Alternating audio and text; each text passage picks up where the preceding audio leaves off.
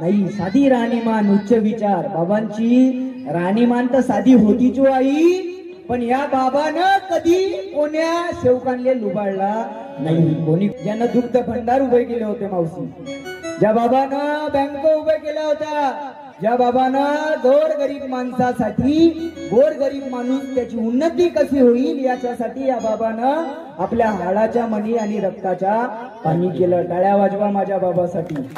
सन 1949 रोजी मानव धर्माची बाबानं स्थापना केली.